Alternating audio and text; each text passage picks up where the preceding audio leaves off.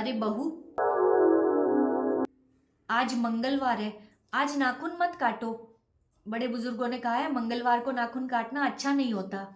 अरे मम्मी जी, आप कौन से जमाने में जी रही हो? ये सब फालतू की बातें हैं। इस वार को नाखून मत काटो, ये मत करो, वो मत करो। छोड़ो ये सब बातें, पुराने जमाने की हो गई। आज के जमाने में ये सब कौन मानता है भला? मैं नहीं मानती।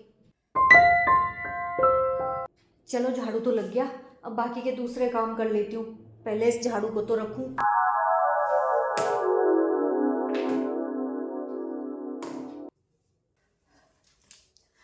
अरे बहू, बहू झाड़ू को ऐसे खड़ा नहीं रखते, लक्ष्मी जी नाराज हो जाती है। अरे मम्मी जी, आप कौन से जमाने में जी रही हो? हैं, कितने पुराने जमाने की बातें करोगी आप? अरे ऐसा कुछ नहीं होता, झाड़ू को खड़ा रखो या लेटा के रखो, कैसे भी रखो, कोई फर्क नहीं पड़ता।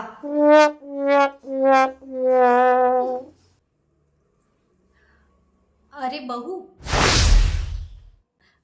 खाना बनाओ ना, तब है ना पहले गाय और कुत्ते की रोटी बना दिया करो। इससे ना घर में बरकत बनी रहती है। मम्मी जी, 2025 आ गया है। आप कौन से बाबा आदम के जमाने में जी रही हो अभी तक की? हैं, गाय की रोटी बनाओ, कुत्ते की रोटी बनाओ, कौन बनाता है ये सब? इनको देने से घर में बरकत कुछ नहीं आती मम्मी जी। मैं तो खाना अपना बना लूं, वही बड़ी बात है।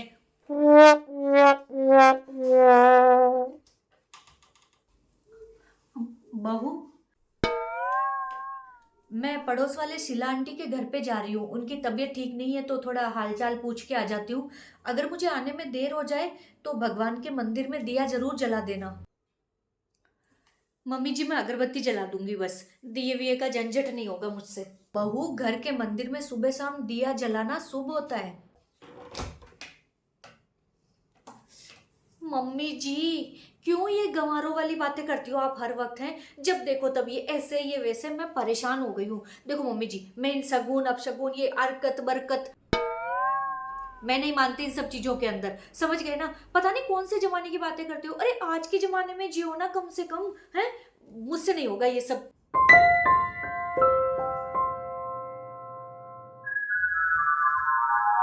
मम्मी जी, मम्मी जी, मुझे आपसे कुछ बात करनी है। बोलो। मम्मी जी, ये जो घर बनाया था ना अपना जिस कारीगर ने, उसके नंबर मिलेंगे क्या आपके पास में? कारीगर के नंबर? क्यों? वो क्या है ना मम्मी जी, आजकल आपके बेटे थोड़े से परेशान रहते हैं, थोड़े से ऐसे टेंशन में भी दिखते हैं। मैंने पूछा तो बोला कि कुछ नहीं, बिजनेस में ऐसे ही थोड़ा सा लॉस वॉस चल रहा है। तो मैंने अपने एक जानकार से पूछवाया था कि ऐसा क्यों हो रहा है, तो उन्होंने बताया कि अपने घर के अंदर बहुत बड़ा वास्तु दोष है मम्मी जी। तो आप उस कारीगर को बुला दीजिए, वो जो जो वास्तु दोष है ना, वो सब तोड़ फोड़ करके वापस सही करवा देंगे।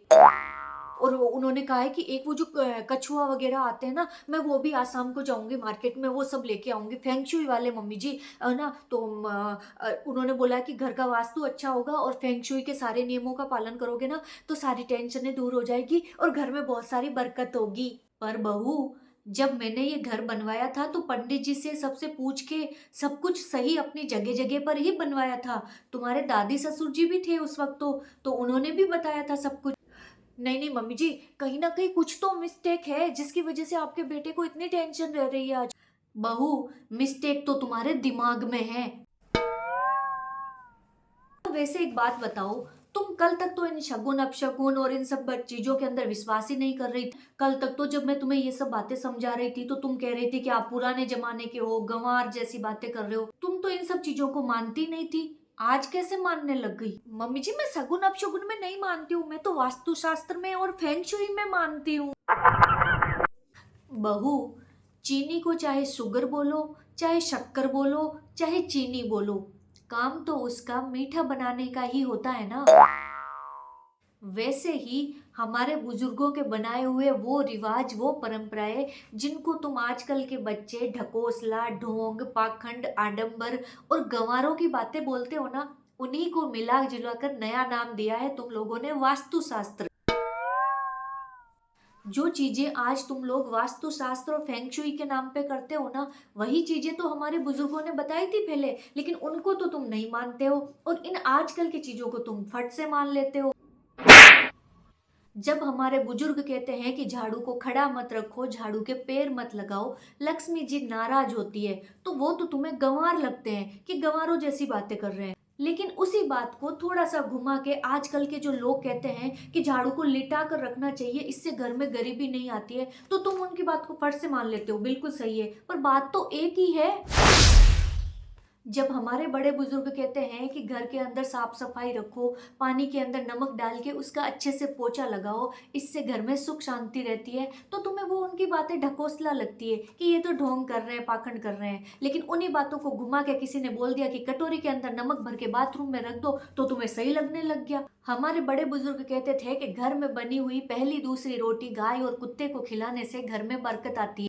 लेकिन वो बातें तो तुम्हें गंवारों की बातें लगती है। लेकिन कोई ये कहता है कि कांच के बने हुए कछुए घर के अंदर रख लो, तुम्हारे घर के अंदर बरकत आ जाएगी, तो वो तुम्हें सही लगती है। बहू, ये जो वास्तु शास्त्र और फेंग शुई की बातें हैं ना, हमारे पुराने रीति रिवाजों और हमारे बुजुर्गों की बातों और परंपरा को ही थोड़ा सा तोड़ मोड़ के एक नया रूप दे दिया है, इससे ज्यादा और कुछ नहीं है। और रही बात मानसिक परेशानी की, तो देखो बेटा, जिंदगी के अंदर टेंशन, हंसना, रोना, ये सब चलता रहता है। इन छोटी छोटी बातों के लिए घर के अंदर तोड़ फोड़ करवाने की जरूरत नहीं है बेटा। क्योंकि चाहे आप कितना भी वास्तु के अनुसार, फेंग शुई के अनुसार कैसा भी घर बना लो, जब तक आपके मानसिक शांति नहीं होगी ना, आपको कहीं भी शांति नहीं मिलेगी। इसलिए ऐसे काम करो जिससे मन को शांति मिले। गाय को रोटी देने से, कुत्ते को रोटी देने से, चींटियों को दाना देने से, कबूतरों को दाना देने से, किसी प्यासे को पानी पिलाने से मन को शांति मिलती है। और जब आदमी का मन शांत होता है ना बेटा, तो वो झोपड़ी में भी खुश रह लेता है। और जब मन अशांत होता है ना, तो बड़े से बड़े महल में भी उसको कोई खुशी नहीं मिलती। अब मुझे समझ आ गया कि हमारे बड़े बुजुर्गों ने जो नियम बनाए वो बिल्कुल सही बनाए हैं। अब से मैं भी उनका पालन करूंगी।